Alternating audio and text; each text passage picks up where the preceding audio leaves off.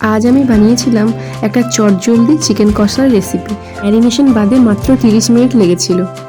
প্রথমে আমি নিয়ে নিয়েছি 600 গ্রামের মতো চিকেন। প্রথমেই 1 টেবিল চামচ ঘি দিয়ে দেব, তারপর দেব স্বাদ মতো নুন। এরপরে আমি পেঁয়াজের বেরেস্তা করে ওটাকে মিক্সিতে ভালো করে বেটে নিয়েছিলাম, ওটা দিয়ে দেব। তারপর নিচ্ছি 2 টেবিল চামচের মতো আদা, রসুন আর কাঁচা লঙ্কা বাটা। এরপর দেব 1 টিস্পুনের মতো হলুদ গুঁড়ো, 1 টিস্পুনের মতো ধনে গুঁড়ো আর 1 টিস্পুনের মতো জিরে গুঁড়ো। এরপর সমস্ত উপকরণগুলিকে মাংসের সাথে ভালোভাবে মিশিয়ে নেব।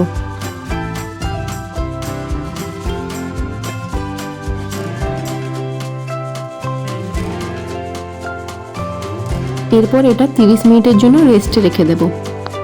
কড়াই গরম হয়ে গেলে তাতে দিয়ে দেব 2 টেবিল স্পুনের মতো তেল। তারপর আমি এখানে নিয়ে নিয়েছি একটা কাঁচা লঙ্কা কুচি কুচি করে, তার সঙ্গে একটা দারচিনির টুকরো আর কিছুটা চিনি। এরপর ওই তেলেই রঙের জন্য দিয়ে দেবো 1 টিস্পুন কাশ্মীরি লঙ্কার গুঁড়ো। 2 সেকেন্ডের মতো নাড়াচাড়া করে তাতে আমরা এবারে দিয়ে দেব 2টো টমেটো বাটা।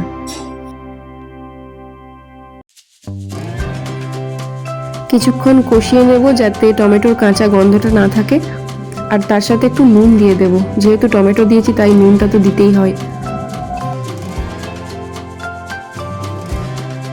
এরপর আমরা অ্যাড করব আমাদের ম্যারিনেটেড চিকেন।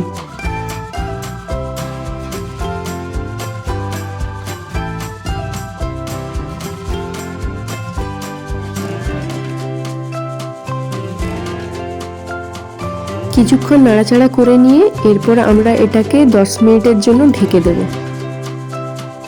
এরপর তোমরা দেখবে যে মাংসটার থেকে জল ছেড়ে দিয়েছে। আলাদা করে জল দেওয়ার কোনো দরকার নেই, মাংস থেকে যে জলটা বেরোবে সেটাতেই মাংসটা প্রপারলি কুক হয়ে যাবে। আমি 2 থেকে 3 বার মাংসটাকে ঢাকা দিয়ে একদম কম আঁচে এটাকে রান্না করে নিয়েছিলাম। রান্নার একদম শেষে আমি ব্যবহার করেছিলাম এভারেস্টের চিকেন মশলা। আশা করছি তোমরা দেখেই বুঝতে পারছো কত কম উপকরণ দিয়ে এত সুন্দর একটা টেস্টি চিকেন কষা তৈরি হয়েছে। তোমরাও বাড়িতে এভাবে একবার ট্রাই করে দেখো, আশা করছি তোমাদেরও খুব ভালো লাগবে। আরও এরকম সহজ রেসিপি পেতে আমার চ্যানেল রিমাস ফুড ডায়েরিকে সাবস্ক্রাইব করে নিও। ধন্যবাদ।